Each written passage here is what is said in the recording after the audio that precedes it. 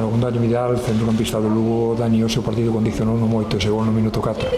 Sí, unha vez máis pois empezamos mal o encontro que repercute pois no devenir do partido.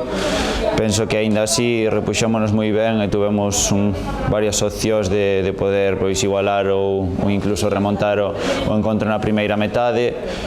Bueno, pois despois vímonos con un hándicap moi importante que a expulsión e bueno, pois aí foise o noso partido, pero bueno, penso que é un error outra vez de comezo de partido que nos está penalizando moitísimo en casa e que, bueno, temos que repoñernos a eso. Sí, na outra área finalizar, non? Porque ocasións, como dis, tivechedes. Sí, tivemos moitísimas ocasións, na primeira parte 3-4 claras, pero claras de remate franco dentro da área, e eles, pois, bueno, tiveron a do gol e outro tiro de Cédric desde o borde da área bastante claro. Estamos neses pequenos detalles que les convertiron a súa primeira ocasión e nos pois arreando e non dimos pois metido a nosa ocasión. Bueno, o feito de que empataran Unionistas ese estado vos deixa ainda fora do descenso.